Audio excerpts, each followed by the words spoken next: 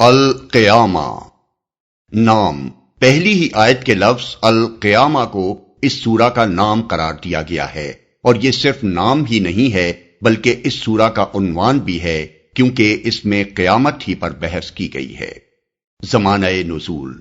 اگرچہ کسی روایت سے اس کا زمانہ نزول معلوم نہیں ہوتا، لیکن اس کے مضمون میں ایک داخلی شہادت ایسی موجود ہے جس سے معلوم ہوتا ہے کہ یہ بالکل ابتدائی زمانے کی نازل شدہ سورتوں میں سے ہے۔ آیت 15 کے بعد یکا یک سلسلہ کلام توڑ کر رسول اللہ صلی اللہ علیہ وسلم سے فرمایا جاتا ہے کہ اس وحی کو جلدی جلدی یاد کرنے کے لیے اپنی زبان کو حرکت نہ دو، اس کو یاد کرا دینا اور پڑھوا دینا ہمارے ذمے ہے، لہٰذا جب ہم اسے پڑھ رہے ہوں اس وقت تم اس کی قرأت کو غور سے سنتے رہو، پھر اس کا مطلب سمجھا دینا بھی ہمارے ہی ذمے ہے۔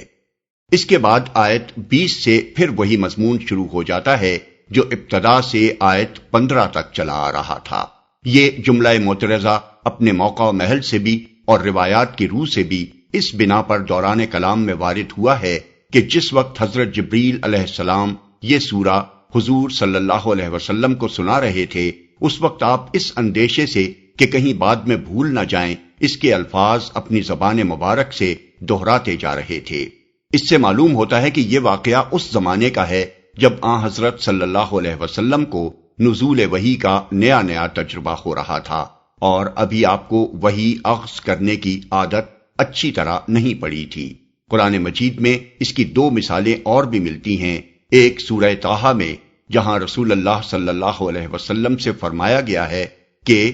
وَلَا تَعْجَلْ بِالْقُرْآنِ مِنْ قَبْلِ أَنْ يُقْضَىٰ إِلَيْكَ وَحْيُهُ، اور دیکھو قرآن پڑھنے میں جلدی نہ کیا کرو جب تک کہ تمہاری طرف اس کی وحی تکمیل کو نہ پہنچ جائے۔ آیت 114۔ دوسرے سورہ اعلیٰ میں جہاں حضور صلی اللہ علیہ وسلم کو اطمینان دلایا گیا ہے کہ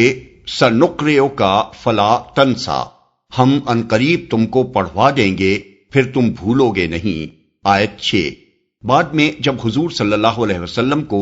وحی اخذ کرنے کی اچھی طرح مشق ہو گئی تو اس طرح کی ہدایات دینے کی کوئی ضرورت باقی نہیں رہی، اسی لیے قرآن میں ان 3 مقامات کے سوا اس کی کوئی اور مثال نہیں ملتی۔ موضوع اور مضمون، یہاں سے آخر کلام اللہ تک جو صورتیں پائی جاتی ہیں ان میں سے اکثر اپنے مضمون اور انداز بیان سے اس زمانے کی نازل شدہ معلوم ہوتی ہیں جب سورہ مدثر کی ابتدائی 7 آیات کے بعد نزول قرآن کا سلسلہ بارش کی طرح شروع ہوا، اور پے در پے نازل ہونے والی صورتوں میں ایسے پرزور اور مؤثر طریقے سے نہایت جامع اور مختصر فقروں میں اسلام اور اس کے بنیادی عقائد اور اخلاقی تعلیمات کو پیش کیا گیا، اور اہل مکہ کو ان کی گمراہیوں پر متنبہ کیا گیا جس سے قریش کے سردار بوکھلا گئے، اور پہلا حج آنے سے پہلے حضور صلی اللہ علیہ وسلم کو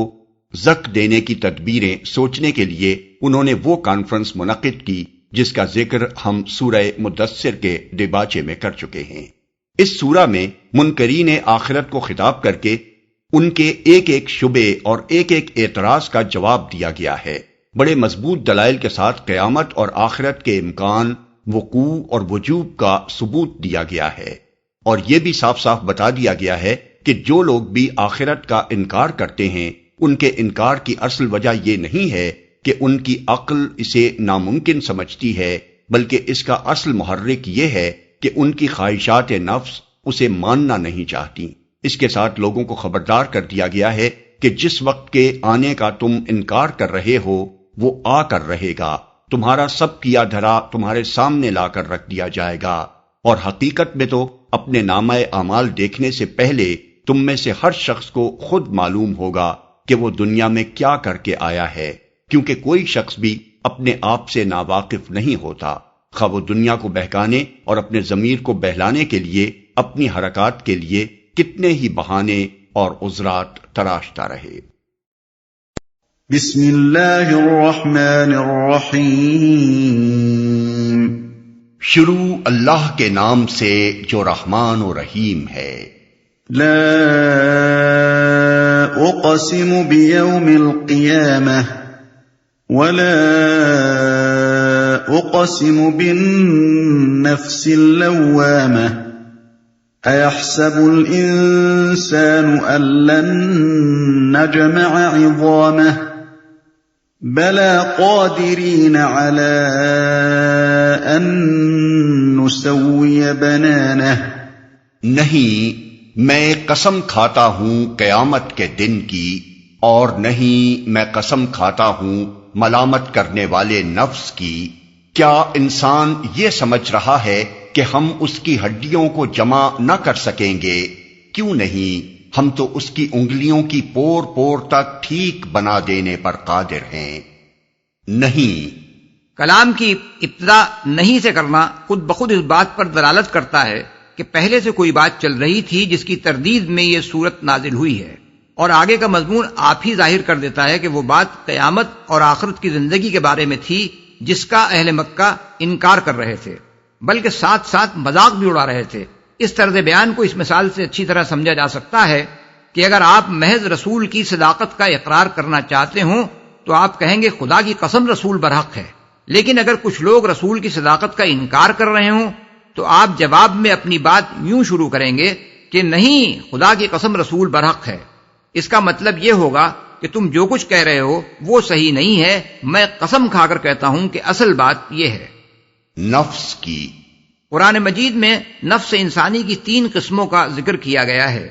ایک وہ نفس جو انسان کو برائیوں پر اکساتا ہے، اس کا نام نفس امارہ ہے۔ دوسرا وہ نفس جو غلط کام کرنے یا غلط سوچنے یا بری نیت رکھنے پر نادم ہوتا ہے اور انسان کو اس پر ملامت کرتا ہے، اس کا نام نفس لوامہ ہے، اور اسی کو ہم آج کل کی اصطلاح میں ضمیر کہتے ہیں۔ تیسرا وہ نفس جو صحیح راہ پر چلنے اور غلط راہ چھوڑ دینے میں اطمینان محسوس کرتا ہے، اس کا نام نفس مطمئنہ ہے۔ اس مقام پر اللہ تعالیٰ نے قیامت کے دن اور ملامت کرنے والے نفس کی قسم جس بات پر کھائی ہے اسے بیان نہیں کیا ہے، کیونکہ بات کا فقرہ خود اس بات پر دلالت کر رہا ہے۔ قسم اس بات پر کھائی گئی ہے کہ اللہ تعالیٰ انسان کو مرنے کے بعد دوبارہ ضرور پیدا کرے گا، اور وہ ایسا کرنے پر پوری طرح قادر ہے۔ اب یہ سوال پیدا ہوتا ہے کہ اس بات پر ان 2 چیزوں کی قسم کس مناسبت سے کھائی گئی ہے؟ جہاں تک روز قیامت کا تعلق ہے، اس کی قسم کھانے کی وجہ یہ ہے کہ اس کا آنا یقینی ہے۔ پوری کائنات کا نظام اس بات پر گواہی دے رہا ہے کہ یہ نظام نہ ازلی ہے نہ ابدی۔ اس کی نوعیت ہی خود یہ بتا رہی ہے کہ یہ نہ ہمیشہ سے تھا اور نہ ہمیشہ باقی رہ سکتا ہے۔ انسان کی عقل پہلے بھی اس گمان نے بے اصل کے لیے کوئی مضبوط دلیل نہ پاتی تھی کہ یہ ہر آن بدلنے والی دنیا کبھی قدیم اور غیر فانی بھی ہو سکتی ہے، لیکن جتنا جتنا اس دنیا کے متعلق انسان کا علم بڑھتا جاتا ہے اتنا ہی زیادہ یہ امر خود انسان کے نزدیک بھی یقینی ہوتا چلا جاتا ہے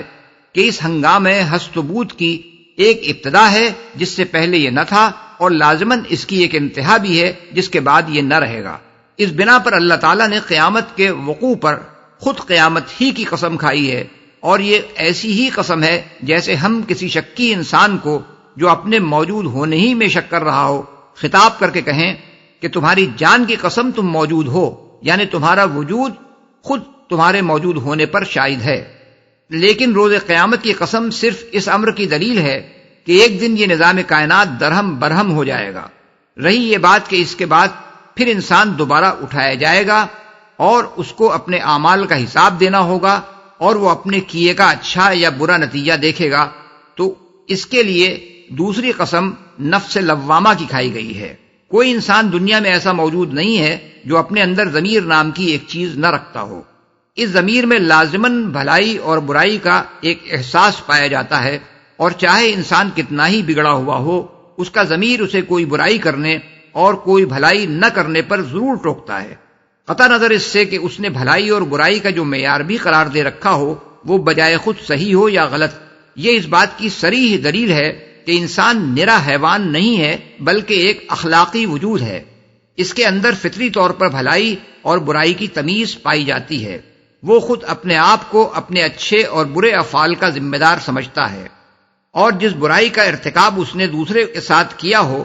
اس پر اگر وہ اپنے ضمیر کی ملامتوں کو دبا کر خوش بھی ہو لے تو اس کے برعکس صورت میں جبکہ اسی برائی کا ارتکاب کسی دوسرے نے اس کے ساتھ کیا ہو، اس کا دل اندر سے یہ تقاضا کرتا ہے کہ اس زیادتی کا مرتکب ضرور سزا کا مستحق ہونا چاہیے۔ اب اگر انسان کے وجود میں اس طرح کے ایک نفس لوامہ کی موجودگی ایک ناقابل انکار حقیقت ہے، تو پھر یہ حقیقت بھی ناقابل انکار ہے کہ یہی نفس لوامہ زندگی بعد موت کی ایک ایسی شہادت ہے جو خود انسان کی فطرت میں موجود ہے، کیونکہ فطرت کا یہ تقاضا ہے کہ اپنے جن اچھے اور برے اعمال کا انسان ذمہ دار ہے، ان کی جزا یا سزا اس کو ضرور ملنی چاہیے۔ زندگی بعد موت کے سوا کسی دوسری صورت میں پورا نہیں ہو سکتا۔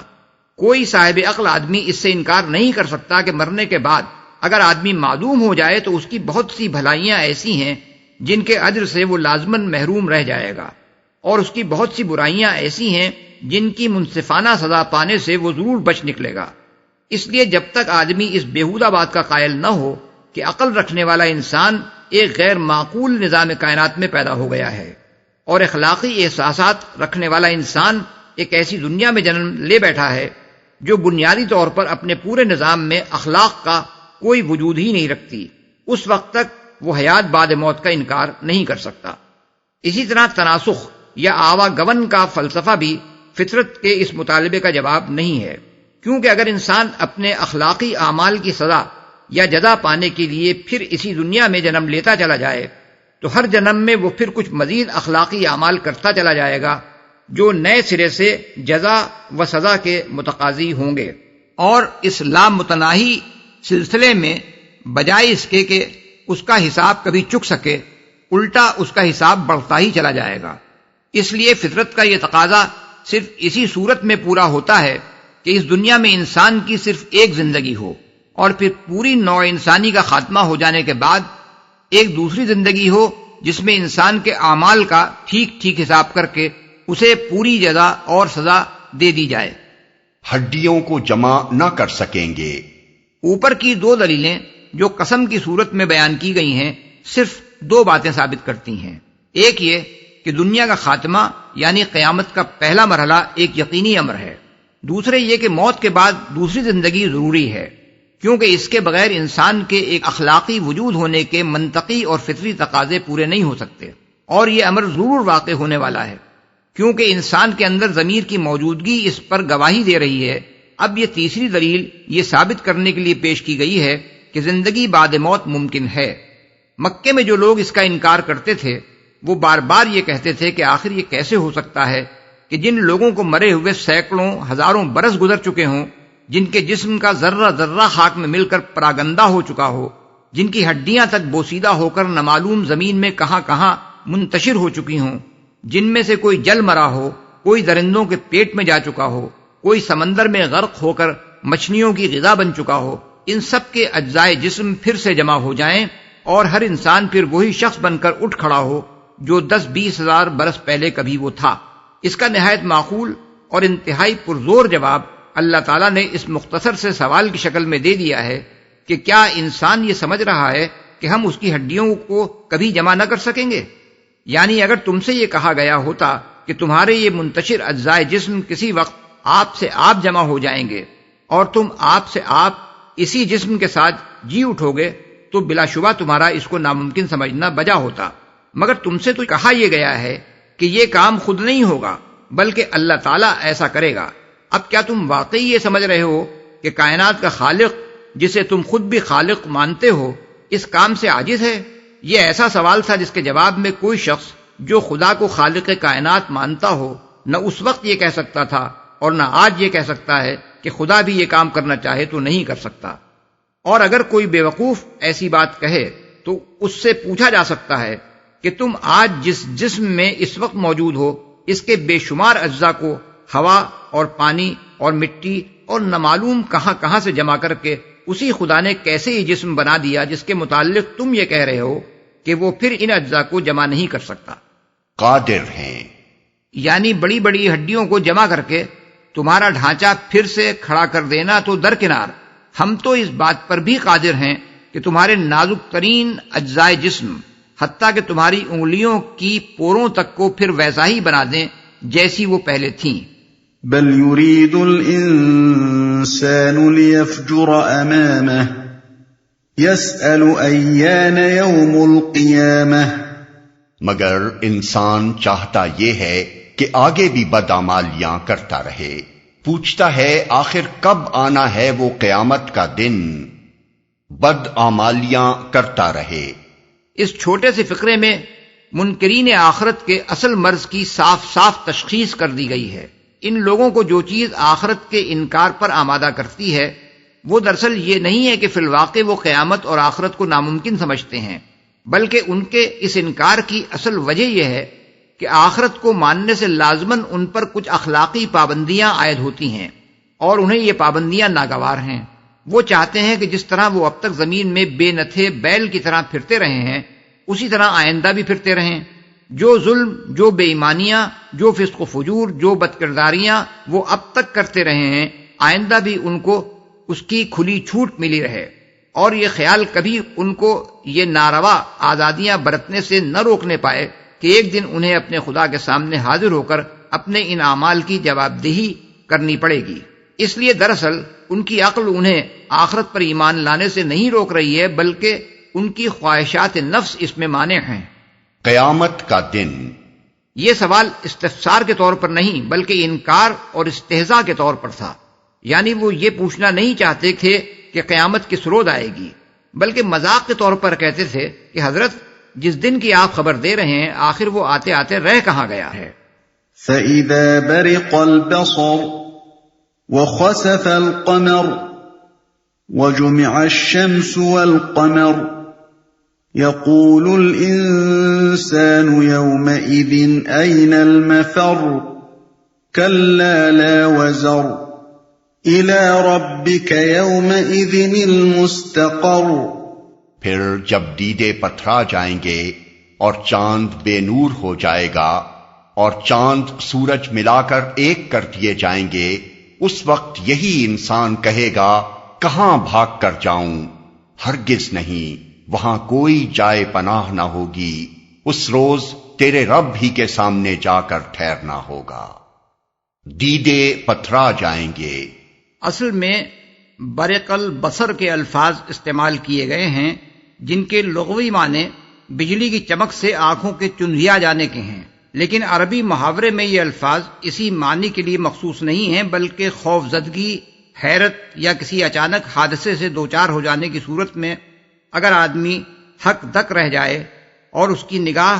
اس پریشان کن منظر کی طرف جم کر رہ جائے جو اس کو نظر آ رہا ہو تو اس کے لیے بھی یہ الفاظ بولے جاتے ہیں۔ اسی مضمون کو قرآن مجید میں ایک دوسری جگہ یوں بیان کیا گیا ہے،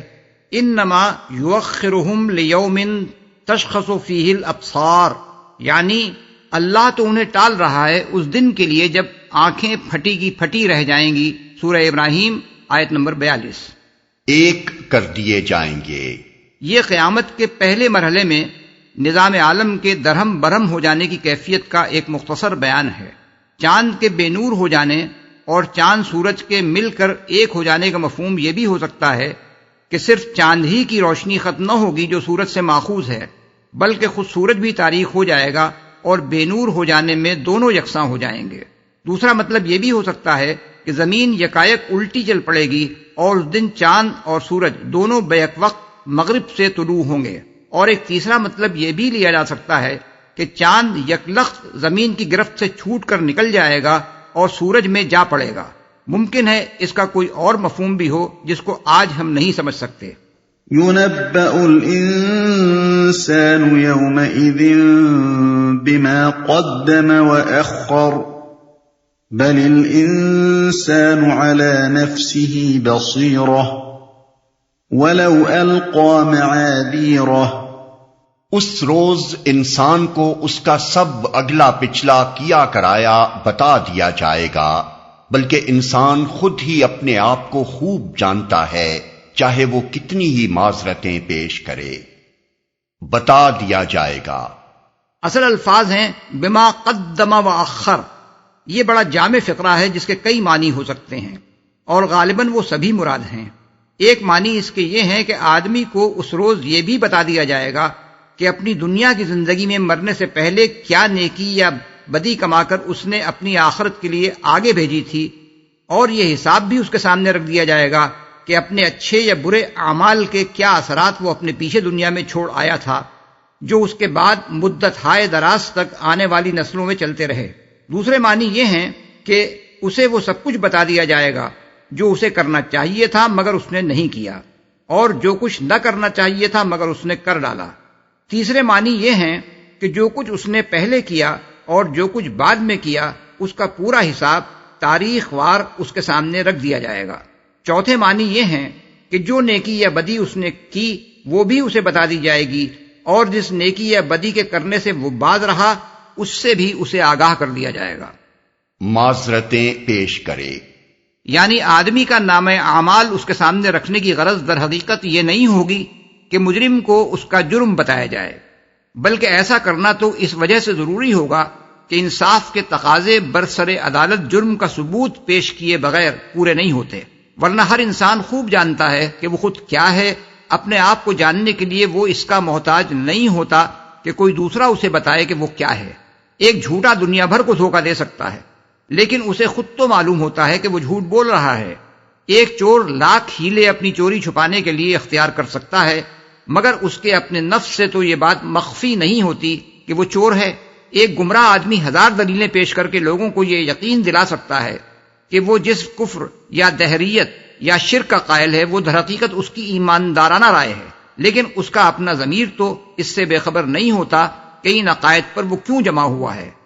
اور ان کی غلطی سمجھنے اور تسلیم کرنے سے دراصل کیا چیز اسے روک رہی ہے۔ ایک ظالم، ایک بددیانت، ایک بد کردار، ایک حرام خور اپنی بدعمالیوں کے لیے طرح طرح کی معذرتیں پیش کر کے خود اپنے ضمیر تک کا منہ بند کرنے کی کوشش کر سکتا ہے تاکہ وہ اسے ملامت کرنے سے باز آ جائے اور یہ مان لے کہ واقعی کچھ مجبوریاں، کچھ مصلحتیں، کچھ ضرورتیں ایسی ہیں جن کی وجہ سے وہ یہ سب کچھ کر رہا ہے، لیکن اس کے باوجود اس کو یہ علم تو بہرحال ہوتا ہی ہے کہ اس نے کس پر کیا ظلم کیا ہے، کس کا حق مارا ہے، کس کی عصمت خراب کی ہے، کس کو دھوکہ دیا ہے، اور کن ناجائز طریقوں سے کیا کچھ حاصل کیا ہے۔ اس لیے آخرت کی عدالت میں پیش ہوتے وقت ہر کافر، ہر منافق، ہر فاسق و فاجر اور مجرم خود جانتا ہوگا کہ وہ کیا کر کے آیا ہے اور کس حیثیت میں آج اپنے خدا کے سامنے کھڑا ہے۔ لا تحرك به لسانك لتعجل به إن علينا جمعه وقرآنه فإذا قرأناه فاتبع قرآنه ثم إن علينا بيانه۔ اے نبی، اس وحی کو جلدی جلدی یاد کرنے کے لیے اپنی زبان کو حرکت نہ دو، اس کو یاد کرا دینا اور پڑھوا دینا ہمارے ذمے ہے، لہذا جب ہم اسے پڑھ رہے ہوں اس وقت تم اس کی قرأت کو غور سے سنتے رہو، پھر اس کا مطلب سمجھا دینا بھی ہمارے ہی ذمے ہے۔ اے نبی، یہاں سے لے کر پھر اس کا مطلب سمجھا دینا بھی ہمارے ہی ذمے ہے تک کی پوری عبارت ایک جملہ معترضہ ہے جو سلسلہ کلام کو بیچ میں توڑ کر نبی صلی اللہ علیہ وسلم کو مخاطب کر کے ارشاد فرمائی گئی ہے، جیسا کہ ہم دیباچے میں بیان کر آئے ہیں۔ نبوت کے ابتدائی دور میں جبکہ حضور صلی اللہ علیہ وسلم کو وحی اخذ کرنے کی عادت اور مشق پوری طرح نہیں ہوئی تھی، آپ پر جب وحی نازل ہوتی تھی تو آپ کو یہ اندیشہ لاحق ہو جاتا تھا کہ جبرائیل علیہ السلام جو کلام الہی آپ کو سنا رہے ہیں وہ آپ کو ٹھیک ٹھیک یاد رہ سکے گا یا نہیں، اس لیے آپ وحی سننے کے ساتھ ساتھ اسے یاد کرنے کی کوشش کرنے لگتے تھے۔ ایسی ہی صورت اس وقت پیش آئی جب حضرت جبرائیل سورہ قیامہ کی یہ آیات آپ کو سنا رہے تھے، چنانچہ سلسلہ کلام توڑ کر آپ کو ہدایت فرمائی گئی کہ آپ وحی کے الفاظ یاد کرنے کی کوشش نہ کریں بلکہ غور سے سنتے رہیں۔ اسے یاد کرا دینا اور بعد میں ٹھیک ٹھیک آپ سے پڑھوا دینا ہمارے ذمے ہے۔ آپ مطمئن رہیں کہ اس کلام کا ایک لفظ بھی آپ نہ بھولیں گے، نہ کبھی اسے ادا کرنے میں غلطی کر سکیں گے۔ یہ ہدایت فرمانے کے بعد پھر اصل سلسلہ کلام ہرگز نہیں، اصل بات یہ ہے سے شروع ہو جاتا ہے۔ جو لوگ اس پس منظر سے واقف نہیں ہیں وہ اس مقام پر ان فکروں کو دیکھ کر یہ محسوس کرتے ہیں کہ اس سلسلہ کلام میں یہ بالکل بے جوڑ ہیں، لیکن اس پس منظر کو سمجھ لینے کے بعد کلام میں کوئی بے ربطی محسوس نہیں ہوتی۔ اس کی مثال ایسی ہے جیسے ایک استاد درس دیتے دیتے یکایک یہ دیکھے کہ طالب علم کسی اور طرف متوجہ ہے اور وہ درس کا سلسلہ توڑ کر طالب علم سے کہے کہ توجہ سے میری بات سنو اور اس کے بعد آگے پھر اپنی تقریر شروع کر دے۔ یہ درس اگر جوں کا توں نقل کر کے شائع کر دیا جائے تو جو لوگ اس واقعے سے واقف نہ ہوں گے وہ اس سلسلے تقریر میں اس فقرے کو بے جوڑ محسوس کریں گے، لیکن جو شخص اس اصل واقعے سے واقف ہوگا جس کی بنا پر یہ فقرہ درمیان میں آیا ہے، وہ مطمئن ہو جائے گا کہ درس فی الحقیقت جوں کا توں نقل کیا گیا ہے، اسے نقل کرنے میں کوئی کمی بیشی نہیں ہوئی ہے۔ اوپر ان آیات کے درمیان یہ فقرے بطور جملہ معترضہ آنے کی جو توجیہ ہم نے کی ہے وہ محض قیاس پر مبنی نہیں ہے، بلکہ معتبر روایات میں اس کی یہی وجہ بیان ہوئی ہے۔ مسند احمد، بخاری، مسلم، ترمذی، نسائی، ابن جریر، طبرانی، بیہقی اور دوسرے محدثین نے متعدد سندوں سے حضرت عبداللہ بن عباس رضی اللہ عنہ کی یہ روایت نقل کی ہے کہ جب حضور صلی اللہ علیہ وسلم پر قرآن نازل ہوتا تھا تو آپ اس خوف سے کہ کہیں کوئی چیز بھول نہ جائیں جبرائیل علیہ السلام کے ساتھ ساتھ وحی کے الفاظ دہرانے لگتے تھے۔ اس پر فرمایا گیا کہ لا تحرک بہ لسانک لتعجل بہ۔ یہی بات شعبی، ابن زید، ضحاک، حسن بصری، قتادہ، مجاہد اور دوسرے اکابر مفسرین سے منقول ہے۔ اسے پڑھ رہے ہوں۔ اگرچہ رسول اللہ صلی اللہ علیہ وسلم کو جبرائیل علیہ السلام قرآن پڑھ کر سناتے تھے، لیکن چونکہ وہ اپنی طرف سے نہیں بلکہ اللہ تعالیٰ کی طرف سے پڑھتے تھے، اس لیے اللہ تعالیٰ نے فرمایا کہ جب ہم اسے پڑھ رہے ہوں ہمارے ہی ذمے ہے۔ اس سے گمان ہوتا ہے، اور بعض اکابر مفسرین نے بھی اس گمان کا اظہار کیا ہے کہ غالباً ابتدائی زمانے میں رسول اللہ صلی اللہ علیہ وسلم نزول وحی کے دوران ہی میں قرآن کی کسی آیت یا کسی لفظ یا کسی حکم کا مفہوم بھی جبرائیل علیہ السلام سے دریافت کر لیتے تھے۔ اس لیے حضور صلی اللہ علیہ وسلم کو نہ صرف یہ ہدایت کی گئی کہ جب وحی نازل ہو رہی ہو اس وقت آپ خاموشی سے اس کو سنیں، اور نہ صرف یہ اطمینان دلایا گیا کہ اس کا لفظ لفظ ٹھیک ٹھیک آپ کے حافظے میں محفوظ کر دیا جائے گا اور قرآن کو آپ ٹھیک اسی طرح پڑھ سکیں گے جس طرح وہ نازل ہوا ہے، بلکہ ساتھ ساتھ یہ وعدہ بھی کیا گیا کہ اللہ تعالیٰ کے ہر حکم اور ہر ارشاد کا منشا اور مدعا بھی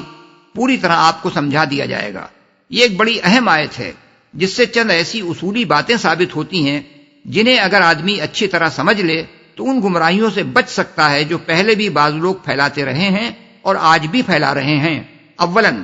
اس سے صریح طور پر یہ ثابت ہوتا ہے کہ رسول اللہ صلی اللہ علیہ وسلم پر صرف وہی نازل نہیں ہوتی تھی جو قرآن میں درج ہے، بلکہ اس کے علاوہ بھی وحی کے ذریعے سے آپ کو ایسا علم دیا جاتا تھا جو قرآن میں درج نہیں ہے، اس لیے کہ قرآن کے احکام و فرامین، اس کے اشارات، اس کے الفاظ اور اس کی مخصوص اصطلاحات کا جو مفہوم و مدعا حضور صلی اللہ علیہ وسلم کو سمجھایا جاتا تھا وہ اگر قرآن ہی میں درج ہوتا تو یہ کہنے کی کوئی ضرورت نہ تھی کہ اس کا مطلب سمجھا دینا یا اس کی تشریح کر دینا بھی ہمارے ہی ذمے ہے، کیونکہ وہ تو پھر قرآن ہی میں مل جاتا۔ لہٰذا یہ تسلیم کرنا پڑے گا کہ مطالب قرآن کی تفہیم و تشریح جو اللہ تعالیٰ کی طرف سے کی جاتی تھی وہ بہرحال الفاظ قرآن کے ما سوا تھی۔ یہ وحی خفی کا ایک اور ثبوت ہے جو ہمیں قرآن سے ملتا ہے۔ قرآن مجید سے اس کے مزید ثبوت ہم نے اپنی کتاب سنت کی آئینی حیثیت میں صفحات 94، 95 اور صفحات 118 تا 125 میں پیش کر دیے ہیں۔ ثانیاً قرآن کے مفہوم و مدعا اور اس کے احکام کی یہ تشریح جو اللہ تعالیٰ کی طرف سے رسول اللہ صلی اللہ علیہ وسلم کو بتائی گئی تھی، آخر اسی لیے تو بتائی گئی تھی کہ آپ اپنے قول اور عمل سے اس کے مطابق لوگوں کو قرآن سمجھائیں اور اس کے احکام پر عمل کرنا سکھائیں۔ اگر یہ اس کا مدعا نہ تھا اور یہ تشریح آپ کو صرف اس لیے بتائی گئی تھی کہ آپ اپنی ذات کی حد تک اس علم کو محدود رکھیں تو یہ ایک بیکار کام تھا، کیونکہ فرائض نبوت کی ادائیگی میں اس سے کوئی مدد نہیں مل سکتی تھی۔ اس لیے صرف ایک بے وقوف آدمی ہی یہ کہہ سکتا ہے کہ یہ تشریحی علم سرے سے کوئی تشریحی حیثیت نہ رکھتا تھا۔ اللہ تعالیٰ نے خود سورہ نحل آیت 44 میں فرمایا ہے وَأَنزَلْنَا إِلَيْكَ الذِّكْرَ لِتُبَيِّنَ لِلنَّاسِ مَا نُزِّلَ إِلَيْهِمْ، یعنی اور اے نبی یہ ذکر ہم نے تم پر اس لیے نازل کیا ہے تاکہ تم لوگوں کے سامنے اس تعلیم کی تشریح و توضیح کرتے جاؤ جو ان کے لیے اتاری گئی ہے۔ اور قرآن میں 4 جگہ اللہ تعالیٰ نے صراحت فرمائی ہے کہ رسول اللہ صلی اللہ علیہ وسلم کا کام صرف کتاب اللہ کی آیات سنا دینا ہی نہ تھا بلکہ اس کتاب کی تعلیم دینا بھی تھا۔ سورہ البقرہ آیات 129 اور 151، آل عمران 164، الجمعہ 2، ان سب آیات کی تشریح ہم سنت کی آئینی حیثیت میں صفحے 74 سے 77 تک تفصیل کے ساتھ کر چکے ہیں۔ اس کے بعد کوئی ایسا آدمی جو قرآن کو مانتا ہو اس بات کو تسلیم کرنے سے کیسے انکار کر سکتا ہے کہ قرآن کی صحیح و مستند بلکہ فی الحقیقت سرکاری تشریح صرف وہ ہے جو رسول اللہ صلی اللہ علیہ وسلم نے اپنے قول اور عمل سے فرما دی ہے، کیونکہ وہ آپ کی ذاتی تشریح نہیں ہے بلکہ خود قرآن کے نازل کرنے والے خدا کی بتائی ہوئی تشریح ہے۔ اس کو چھوڑ کر یا اس سے ہٹ کر جو شخص بھی قرآن کی کسی آیت یا اس کے کسی لفظ کا کوئی من مانا مفہوم بیان کرتا ہے وہ ایسی جسارت کرتا ہے جس کا ارتکاب کوئی صاحب ایمان آدمی نہیں کر سکتا۔ ثالثاً، قرآن کا سرسری مطالعہ بھی اگر کسی شخص نے کیا ہو تو وہ یہ محسوس کیے بغیر نہیں رہ سکتا کہ اس میں بکثرت باتیں ایسی ہیں جنہیں ایک عربی داں آدمی محض قرآن کے الفاظ پڑھ کر یہ نہیں جان سکتا کہ ان کا حقیقی مدعا کیا ہے اور ان میں جو حکم بیان کیا گیا ہے اس پر کیسے عمل کیا جائے۔ مثال کے طور پر لفظ صلاۃ ہی کو لے لیجئے۔ قرآن مجید میں ایمان کے بعد اگر کسی عمل پر سب سے زیادہ زور دیا گیا ہے تو وہ صلاۃ ہے، لیکن محض عربی لغت کی مدد سے کوئی شخص اس کا مفہوم تک متعین نہیں کر سکتا۔ قرآن میں اس کا ذکر بار بار دیکھ کر زیادہ سے زیادہ جو کچھ وہ سمجھ سکتا ہے وہ یہ ہے کہ عربی زبان کے اس لفظ کو کسی خاص اصطلاحی معنی میں استعمال کیا گیا ہے اور اس سے مراد غالباً کوئی خاص فعل ہے جسے انجام دینے کا اہل ایمان سے مطالبہ کیا جا رہا ہے۔ لیکن صرف قرآن کو پڑھ کر کوئی عربی داں یہ طے نہیں کر سکتا کہ وہ خاص فعل کیا ہے اور کس طرح اسے ادا کیا جائے۔ سوال یہ ہے کہ اگر قرآن کے بھیجنے والے نے اپنی طرف سے ایک معلم کو مقرر کر کے اپنی اس اصطلاح کا مفہوم اسے ٹھیک ٹھیک نہ بتایا ہوتا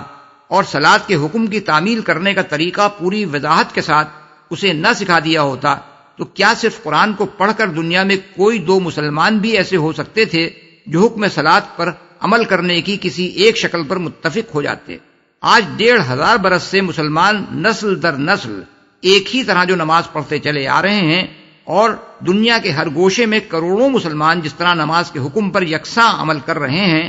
اس کی وجہ یہی تو ہے کہ اللہ تعالیٰ نے رسول اللہ صلی اللہ علیہ وسلم پر صرف قرآن کے الفاظ ہی وحی نہیں فرمائے تھے بلکہ ان الفاظ کا مطلب بھی آپ کو پوری طرح سمجھا دیا تھا، اور اسی مطلب کی تعلیم آپ ان سب لوگوں کو دیتے چلے گئے جنہوں نے قرآن کو اللہ کی کتاب اور آپ کو اللہ کا رسول مان لیا۔ رابعاً، قرآن کے الفاظ کی جو تشریح اللہ نے اپنے رسول صلی اللہ علیہ وسلم کو بتائی اور رسول نے اپنے قول اور عمل سے اس کی جو تعلیم امت کو دی، اس کو جاننے کا ذریعہ ہمارے پاس حدیث و سنت کے سوا اور کوئی نہیں ہے۔ حدیث سے مراد وہ روایات ہیں جو حضور کے اقوال و افعال کے متعلق سند کے ساتھ اگلوں سے پچھلوں تک منتقل ہوئیں، اور سنت سے مراد وہ طریقہ ہے جو حضور کی قولی و عملی تعلیم سے مسلم معاشرے کی انفرادی و اجتماعی زندگی میں رائج ہوا، جس کی تفصیلات معتبر روایتوں سے بھی بعد کی نسلوں کو اگلی نسلوں سے ملیں اور بعد کی نسلوں نے اگلی نسلوں میں اس پر عمل درآمد ہوتے ہوئے بھی دیکھا۔ اس ذریعے علم کو قبول کرنے سے جو شخص انکار کرتا ہے وہ گویا یہ کہتا ہے کہ اللہ تعالیٰ نے ثم ان علینا بیانہ فرما کر قرآن کا مطلب اپنے رسول کو سمجھا دینے کی جو ذمہ داری لی تھی اسے پورا کرنے میں معاذ اللہ وہ ناکام ہو گیا، کیونکہ یہ ذمہ داری محض رسول صلی اللہ علیہ وسلم کو ذاتی حیثیت سے مطلب سمجھانے کے لیے نہیں لی گئی تھی بلکہ اس غرض کے لیے لی گئی تھی کہ رسول صلی اللہ علیہ وسلم کے ذریعے سے امت کو کتاب الہی کا مطلب سمجھایا جائے، اور حدیث و سنت کے ماخذ قانون ہونے کا انکار کرتے ہی آپ یہ لازم آ جاتا ہے کہ اللہ تعالیٰ اس ذمہ داری کو پورا نہیں کر سکا، اعاذنا اللہ من ذالک۔ اس کے جواب میں جو شخص یہ کہتا ہے کہ بہت سے لوگوں نے حدیثیں گھڑ بھی تو لی تھیں، اس سے ہم کہیں گے کہ حدیثوں کا گھڑا جانا خود اس بات کا سب سے بڑا ثبوت ہے کہ آغاز اسلام میں پوری امت رسول اللہ صلی اللہ علیہ وسلم کے اقوال و اعمال کو قانون کا درجہ دیتی تھی، ورنہ آخر گمراہی پھیلانے والوں کو جھوٹی حدیثیں گھڑنے کی ضرورت ہی کیوں پیش آئی؟ جعلساز لوگ وہی سکے تو جعلی بناتے ہیں جن کا بازار میں چلن ہو، جن نوٹوں کی بازار میں کوئی قیمت نہ ہو انہیں کون بیوقوف جعلی طور پر چھاپے گا؟ پھر ایسی بات کہنے والوں کو شاید یہ معلوم نہیں ہے کہ اس امت نے اول روز سے اس بات کا اہتمام کیا تھا کہ جس ذات پاک صلی اللہ علیہ وسلم کے اقوال و افعال قانون کا درجہ رکھتے ہیں اس کی طرف کوئی غلط بات منسوب نہ ہونے پائے، اور جتنا جتنا غلط باتوں کے اس ذات کی طرف منسوب ہونے کا خطرہ بڑھتا گیا اتنا ہی اس امت کے خیر خواہ اس بات کا زیادہ سے زیادہ اہتمام کرتے چلے گئے کہ صحیح کو غلط سے ممیز کیا جائے. صحیح و غلط روایات کی تمیز کا یہ علم ایک بڑا عظیم الشان علم ہے جو مسلمانوں کے سوا دنیا کی کسی قوم نے آج تک ایجاد نہیں کیا ہے. سخت بد نصیب ہیں وہ لوگ جو اس علم کو حاصل کیے بغیر مغربی مستشرقین کے بہکائے میں آ کر حدیث و سنت کو ناقابل اعتبار ٹھہراتے ہیں اور نہیں جانتے کہ اپنی اس جاہلانہ جسارت سے وہ اسلام کو کتنا بڑا نقصان پہنچا رہے ہیں. كلا بل تحبون العاجلة وتذرون الآخرة. ہرگز نہیں، اصل بات یہ ہے کہ تم لوگ جلدی حاصل ہونے والی چیز یعنی دنیا سے محبت رکھتے ہو اور آخرت کو چھوڑ دیتے ہو. ہرگز نہیں. یہاں سے سلسلہ کلام پھر اسی مضمون کے ساتھ جڑ جاتا ہے جو بیچ کے جملے مترضہ سے پہلے چلا آ رہا تھا. ہرگز نہیں کا مطلب یہ ہے کہ تمہارے انکار آخرت کی اصل وجہ یہ نہیں ہے کہ تم خالق کائنات کو قیامت برپا کرنے اور موت کے بعد دوبارہ زندہ کر دینے سے عاجز سمجھتے ہو، بلکہ اصل وجہ یہ ہے آخرت کو چھوڑ دیتے ہو. یہ انکار آخرت کی دوسری وجہ ہے. پہلی وجہ آیت نمبر 5 میں بیان کی گئی تھی کہ انسان چونکہ فجور کی کھلی چھوٹ چاہتا ہے اور ان اخلاقی پابندیوں سے بچنا چاہتا ہے جو آخرت کو ماننے سے لازماً اس پر عائد ہوتی ہیں، اس لیے دراصل خواہشات نفس اسے انکار آخرت پر ابھارتی ہیں اور پھر وہ عقلی دلیلیں بگاڑتا ہے تاکہ اپنے اس انکار کو معقول ثابت کرے. اب دوسری وجہ یہ بیان کی جا رہی ہے کہ منکرین آخرت چونکہ تنگ نظر اور کوتاہ بین ہیں، اس لیے ان کی نگاہ میں ساری اہمیت انہی نتائج کی ہے جو اسی دنیا میں ظاہر ہوتے ہیں، اور ان نتائج کو وہ کوئی اہمیت نہیں دیتے جو آخرت میں ظاہر ہونے والے ہیں. وہ سمجھتے ہیں کہ جو فائدہ یا لذت یا خوشی یہاں حاصل ہو جائے اسی کی طلب میں ساری محنتیں اور کوششیں کھپا دینی چاہیے، کیونکہ اسے پا لیا تو گویا سب کچھ پا لیا، خواہ آخرت میں اس کا انجام کتنا ہی برا ہو. اسی طرح ان کا خیال یہ ہے کہ جو نقصان یا تکلیف یا رنج و غم یہاں پہنچ جائے وہی دراصل بچنے کے قابل چیز ہے، قطع نظر اس سے کہ اس کو برداشت کر لینے کا کتنا ہی بڑا اجر آخرت میں مل سکتا ہو. وہ نقد سودا چاہتے ہیں. آخرت جیسی دور کی چیز کے لیے وہ نہ آج کے کسی نفع کو چھوڑ سکتے ہیں نہ کسی نقصان کو گوارا کر سکتے ہیں. اس انداز فکر کے ساتھ جب وہ آخرت کے مسئلے پر عقلی بحثیں کرتے ہیں تو دراصل وہ خالص عقلیت نہیں ہوتی، بلکہ اس کے پیچھے یہ انداز فکر کام کر رہا ہوتا ہے جس کی وجہ سے ان کا فیصلہ بہرحال یہی ہوتا ہے کہ آخرت کو نہیں ماننا ہے، خواہ اندر سے ان کا ضمیر پکار پکار کر کہہ رہا ہو کہ آخرت کے امکان و وقوع اور وجوب کی جو دلیلیں قرآن میں دی گئی ہیں وہ نہایت معقول ہیں، اور اس کے خلاف جو استدلال وہ کر رہے ہیں وہ نہایت بودا ہے. وجوه يومئذ ناظرة إلى ربها ناظرة ووجوه يومئذ باسرة تظن أن يفعل بها فاقرة. اس روز کچھ چہرے تر و تازہ ہوں گے، اپنے رب کی طرف دیکھ رہے ہوں گے، اور کچھ چہرے اداس ہوں گے اور سمجھ رہے ہوں گے کہ ان کے ساتھ کمر توڑ برتاؤ ہونے والا ہے. تر و تازہ ہوں گے یعنی خوشی سے دمک رہے ہوں گے، کیونکہ جس آخرت پر وہ ایمان لائے تھے وہ ٹھیک ان کے یقین کے مطابق سامنے موجود ہوگی، اور جس آخرت پر ایمان لا کر انہوں نے دنیا کے ناجائز فائدے چھوڑے اور برحق نقصان برداشت کیے تھے اس کو فی الواقع اپنی آنکھوں کے سامنے برپا ہوتے دیکھ کر انہیں یہ اطمینان حاصل ہو جائے گا کہ انہوں نے اپنے رویے زندگی کے متعلق بالکل صحیح فیصلہ کیا تھا. اب وہ وقت آ گیا ہے جب وہ اس کا بہترین انجام دیکھیں گے. رب کی طرف دیکھ رہے ہوں گے. مفسرین میں سے بعض نے اسے مجازی معنی میں لیا ہے. وہ کہتے ہیں کہ کسی کی طرف دیکھنے کے الفاظ محاورے کے طور پر اس سے توقعات وابستہ کرنے، اس کے فیصلے کا انتظار کرنے، اس کے کرم کا امیدوار ہونے کے معنی میں بولے جاتے ہیں. حتیٰ کہ ایک اندھا بھی یہ کہتا ہے کہ میری نگاہیں تو فلاں شخص کی طرف لگی ہوئی ہیں کہ وہ میرے لیے کیا کرتا ہے. لیکن بکثرت احادیث میں رسول اللہ صلی اللہ علیہ وسلم سے اس کی جو تفسیر منقول ہے وہ یہ ہے کہ آخرت میں اللہ کے مکرم بندوں کو اپنے رب کا دیدار نصیب ہوگا. بخاری کی روایت ہے کہ انکم سترون ربکم عیانا، یعنی تم اپنے رب کو اعلانیہ دیکھو گے۔ مسلم اور ترمذی میں حضرت صہیب کی روایت ہے کہ حضور نے فرمایا، جب جنتی لوگ جنت میں داخل ہو جائیں گے تو اللہ تعالیٰ ان سے دریافت فرمائے گا کہ کیا تم چاہتے ہو کہ میں تمہیں مزید کچھ دوں؟ وہ عرض کریں گے، کیا آپ نے ہمارے چہرے روشن نہیں کر دیے؟ کیا آپ نے ہمیں جنت میں داخل نہیں کر دیا اور جہنم سے بچا نہیں لیا؟ اس پر اللہ تعالیٰ پردہ ہٹا دے گا اور ان لوگوں کو جو کچھ انعامات ملے تھے ان میں سے کوئی انعام بھی انہیں اس سے زیادہ محبوب نہ ہوگا کہ وہ اپنے رب کی دید سے مشرف ہوں۔ اور یہی وہ مزید انعام ہے جس کے متعلق قرآن میں فرمایا گیا ہے، للذین احسنوا الحسنی وزیادہ، یعنی جن لوگوں نے نیک عمل کیا ان کے لیے اچھا اجر ہے اور اس پر مزید بھی۔ سورہ یونس آیت نمبر 26۔ بخاری و مسلم میں حضرت ابو سعید خدری اور حضرت ابو ہریرہ رضی اللہ عنہما سے روایت ہے کہ لوگوں نے پوچھا، یا رسول اللہ، کیا ہم قیامت کے روز اپنے رب کو دیکھیں گے؟ حضور نے فرمایا، کیا تمہیں سورج اور چاند کو دیکھنے میں کوئی دقت ہوتی ہے جبکہ بیچ میں بادل بھی نہ ہو؟ لوگوں نے عرض کیا، نہیں۔ آپ نے فرمایا، اسی طرح تم اپنے رب کو دیکھو گے۔ اسی مضمون سے ملتی جلتی ایک اور روایت بخاری مسلم میں حضرت جریر بن عبداللہ سے مروی ہے۔ مسند احمد، ترمذی، دارقطنی، ابن جریر، ابن المنذر، طبرانی، بیہقی، ابن ابی شیبہ اور بعض دوسرے محدثین نے تھوڑے لفظی اختلاف کے ساتھ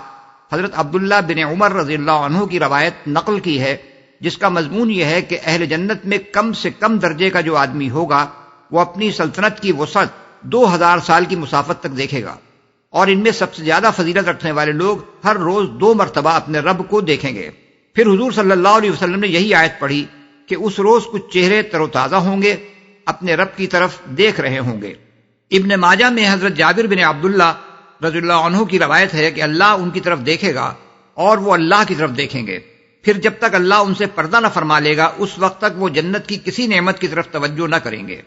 اور اسی کی طرف دیکھتے رہیں گے۔ یہ اور دوسری بہت سی روایات ہیں جن کی بنا پر اہل سنت قریب قریب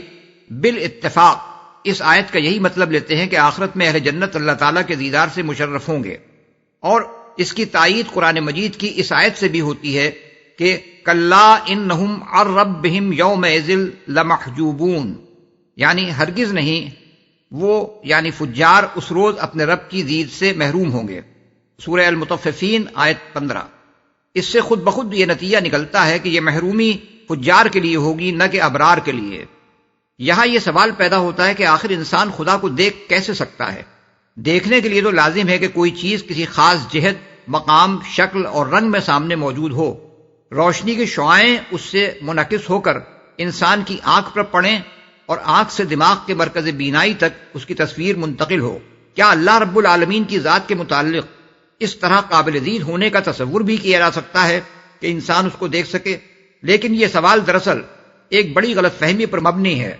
اس میں 2 چیزوں کے درمیان فرق نہیں کیا گیا ہے۔ ایک چیز ہے دیکھنے کی حقیقت اور دوسری چیز ہے دیکھنے کا فعل صادر ہونے کی وہ خاص صورت جس سے ہم اس دنیا میں آشنا ہیں۔ دیکھنے کی حقیقت یہ ہے کہ دیکھنے والے میں بینائی کی صفت موجود ہو، وہ نابینا نہ ہو،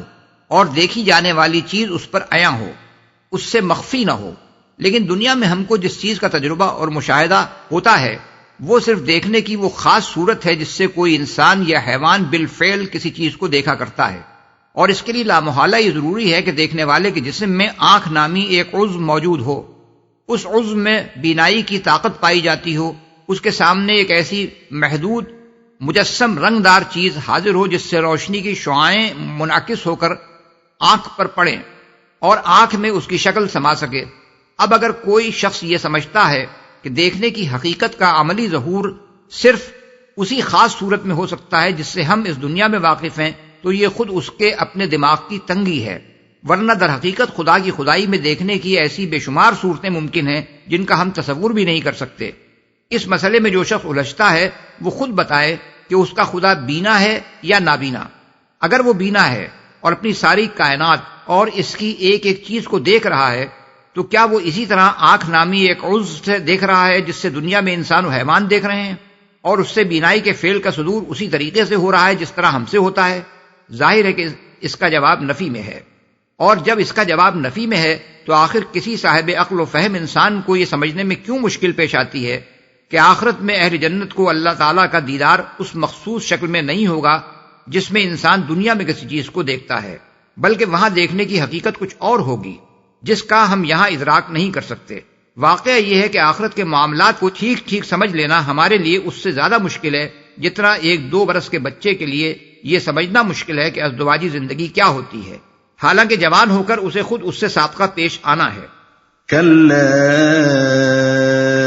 إذا بلغت التراقي وقيل من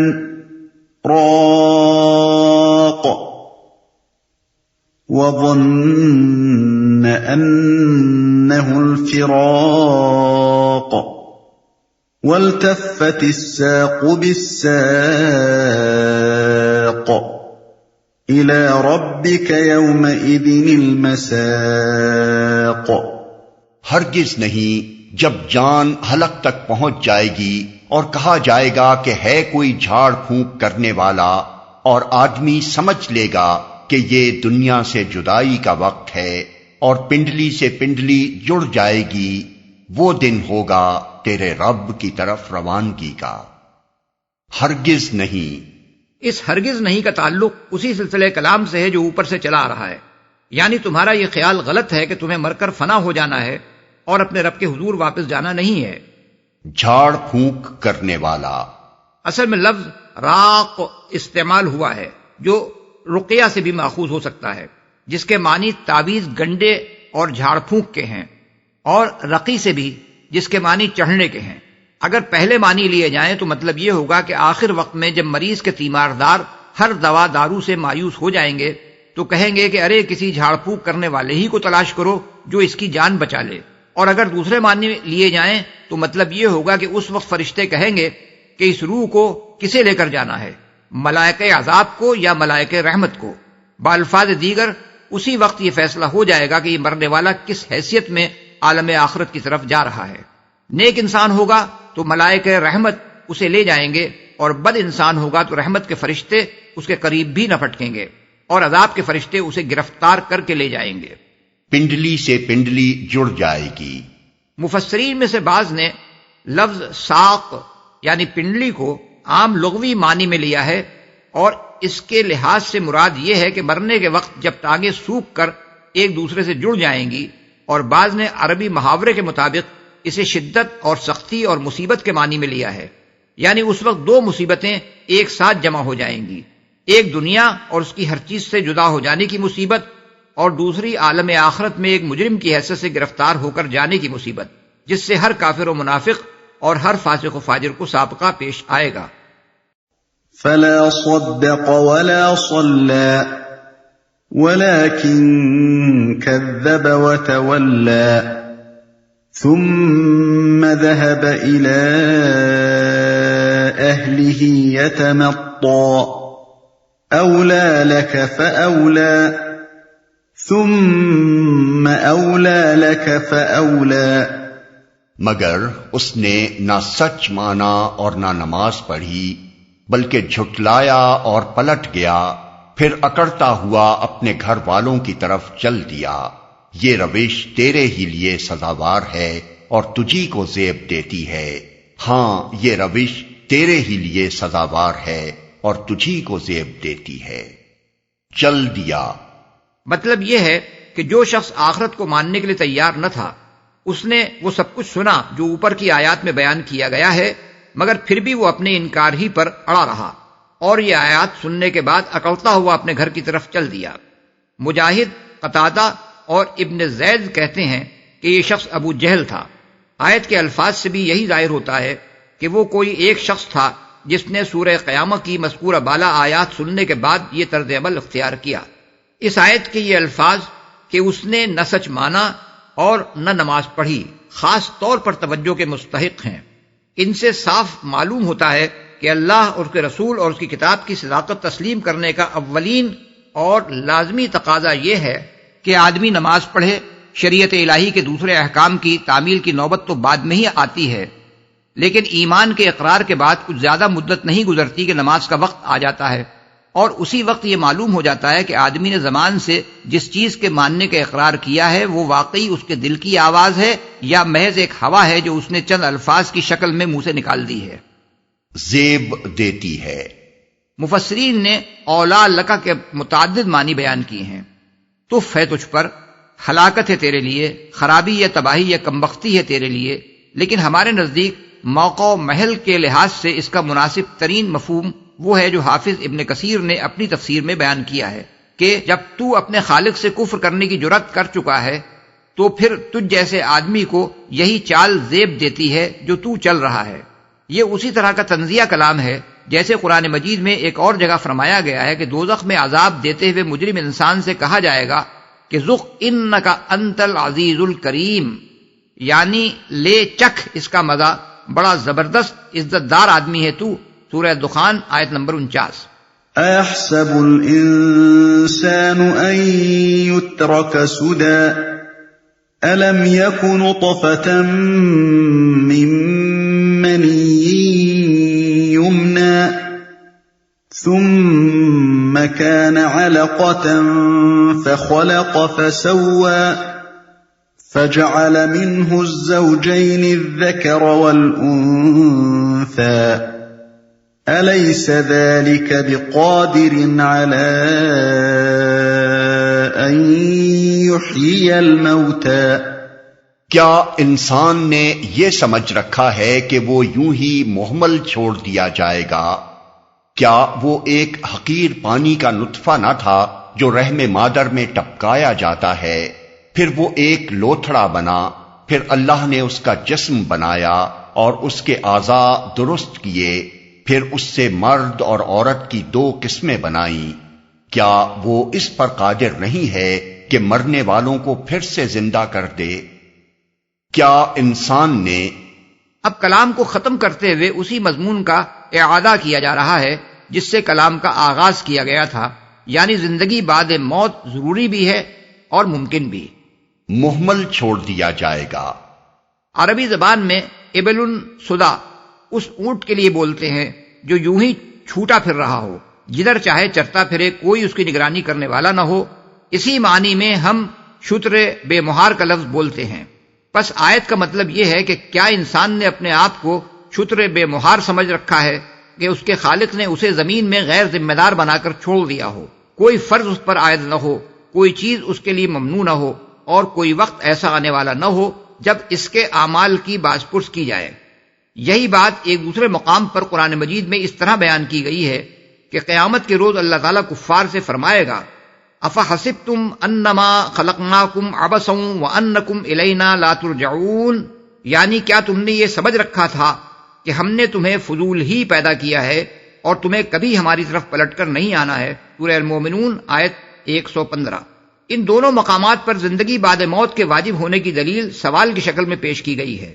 سوال کا مطلب یہ ہے کہ کیا واقعی تم نے اپنے آپ کو جانور سمجھ رکھا ہے؟ کیا تمہیں اپنے اور جانور میں یہ کھلا فرق نظر نہیں آتا کہ وہ بے اختیار ہے اور تم با اختیار؟ اس کے افعال میں اخلاقی حسن و قبح کا سوال پیدا نہیں ہوتا، اور تمہارے افعال میں یہ سوال لازماً پیدا ہوتا ہے۔ پھر تم نے اپنے متعلق یہ کیسے سمجھ لیا کہ جس طرح جانور غیر ذمہ دار اور غیر جواب دہ ہے، اسی طرح تم بھی ہو؟ جانور کے دوبارہ زندہ کر کے نہ اٹھائے جانے کی معقول وجہ تو سمجھ میں آتی ہے کہ اس نے صرف اپنی جبلت کے لگے بندھے تقاضے پورے کیے ہیں، اپنی عقل سے کام لے کر کوئی فلسفہ تصنیف نہیں کیا، کوئی مذہب ایجاد نہیں کیا، کسی کو معبود نہیں بنایا، نہ خود کسی کا معبود بنا، کوئی کام ایسا نہیں کیا جسے نیک یا بد کہا جا سکتا ہو، کوئی اچھی یا بری سنت جاری نہیں کی جس کے اثرات نسل در نسل چلتے رہیں اور وہ ان پر کسی اجر یا سزا کا مستحق ہو۔ لہذا وہ اگر مر کر فنا ہو جائے تو یہ سمجھ میں آنے کے قابل بات ہے، کیونکہ اس پر اپنے کسی عمل کی ذمہ داری عائد ہی نہیں ہوتی جس کی باز پرس کے لیے اسے دوبارہ زندہ کر کے اٹھانے کی کوئی حاجت ہو۔ لیکن تم حیات بعد موت سے کیسے معاف کیے جا سکتے ہو جبکہ عین اپنی موت کے وقت تک تم ایسے اخلاقی افعال کرتے رہتے ہو جن کے نیک یا بد ہونے اور جزا یا سزا کے مستوجب ہونے کا تمہاری عقل خود حکم لگاتی ہے۔ جس آدمی نے کسی بے گناہ کو قتل کیا اور فوراً ہی اچانک کسی حادثے کا شکار ہو گیا، کیا تمہارے نزدیک اس کو نڈوہ یعنی اسکاٹ فری چھوٹ جانا چاہیے اور اس ظلم کا بدلہ اسے کبھی نہ ملنا چاہیے جو آدمی دنیا میں کسی ایسے فساد کا بیج بو گیا جس کا خمیازہ اس کے بعد صدیوں تک انسانی نسلیں بھگتتی رہیں۔ کیا تمہاری عقل واقعی اس بات پر مطمئن ہے کہ اسے بھی کسی بھنگے یا ٹڈے کی طرح مر کر فنا ہو جانا چاہیے اور کبھی اٹھ کر اپنے ان کرتوتوں کی جواب دہی نہیں کرنی چاہیے جن کی بدولت ہزاروں لاکھوں انسانوں کی زندگیاں خراب ہوئیں؟ جس آدمی نے عمر بھر حق و انصاف اور خیر و صلاح کے لیے اپنی جان لڑائی ہو اور جیتے جی مصیبتیں ہی بھگتتا رہا ہو، کیا تمہارے خیال میں وہ بھی حشرات الارض ہی کی قسم کی کوئی مخلوق ہے جسے اپنے اس عمل کی جزا پانے کا کوئی حق نہیں ہے؟ پھر سے زندہ کر دے۔ یہ حیات بعد موت کے امکان کی دلیل ہے جہاں تک ان لوگوں کا تعلق ہے جو یہ مانتے ہیں کہ ابتدائی نطفے سے تخلیق کا آغاز کر کے پورا انسان بنا دینے تک کا سارا فعل اللہ تعالیٰ ہی کی قدرت اور حکمت کا کرشمہ ہے۔ ان کے لیے تو فی الحقیقت اس دلیل کا کوئی جواب ہے ہی نہیں، کیونکہ وہ خواہ کتنی ہی ڈٹائی برتیں ان کی عقل یہ تسلیم کرنے سے انکار نہیں کر سکتی کہ جو خدا اس طرح انسان کو دنیا میں پیدا کرتا ہے وہ دوبارہ بھی اسی انسان کو وجود میں لے آنے پر قادر ہے۔ رہے وہ لوگ جو اس صریح حکیمانہ فعل کو محض اتفاقات کا نتیجہ قرار دیتے ہیں، وہ اگر ہٹ دھرمی پر تلے ہوئے نہیں ہیں تو آخر ان کے پاس اس بات کی کیا توجیہ ہے کہ آغاز آفرینش سے آج تک دنیا کے ہر حصے اور ہر قوم میں کس طرح ایک ہی نوعیت کے تخلیقی فعل کے نتیجے میں لڑکوں اور لڑکیوں کی پیدائش مسلسل اس تناسب سے ہوتی چلی جا رہی ہے کہ کہیں کسی زمانے میں بھی ایسا نہیں ہوا کہ کسی انسانی آبادی میں صرف لڑکے یا صرف لڑکیاں ہی پیدا ہوتی چلی جائیں اور آئندہ اس کی نسل چلنے کا کوئی امکان باقی نہ رہے؟ کیا یہ بھی اتفاقاً ہی ہوئے چلا جا رہا ہے؟ اتنا بڑا دعویٰ کرنے کے لیے آدمی کو کم از کم اتنا بے شرم ہونا چاہیے کہ اٹھ کر بے تکلف ایک روز یہ دعویٰ کر بیٹھے کہ لندن اور نیو یارک، ماسکو اور پیکنگ اتفاقاً آپ سے آپ بن گئے ہیں۔ متعدد روایات سے معلوم ہوتا ہے کہ رسول اللہ صلی اللہ علیہ وسلم جب اس آیت کو پڑھتے تھے تو اللہ تعالیٰ کے اس سوال کے جواب میں کبھی بلا یعنی کیوں نہیں، کبھی سبحانک اللہم فبلا یعنی پاک ہے تیری ذات خداوندہ کیوں نہیں، اور کبھی سبحانک فبلا یا سبحانک وبلا فرمایا کرتے تھے۔ ابن جریر، ابن ابی حاتم، ابو داؤد میں حضرت ابو ہریرہ سے روایت ہے کہ حضور صلی اللہ علیہ وسلم نے فرمایا جب تم سورہ 3 میں آیت الیس اللہ باحکم الحاکمین یعنی کیا اللہ سب حاکموں سے بڑا حاکم نہیں ہے پڑھو تو کہو بلا وانا علی ذلک من الشاہدین یعنی کیوں نہیں میں اس پر گواہی دینے والوں میں سے ہوں، اور جب سورہ قیامہ کی یہ آیت پڑھو تو کہو بلا، اور جب سورہ مرسلات کی آیت فبأی حدیث بعدہ یؤمنون یعنی اس قرآن کے بعد یہ لوگ اور کس بات پر ایمان لائیں گے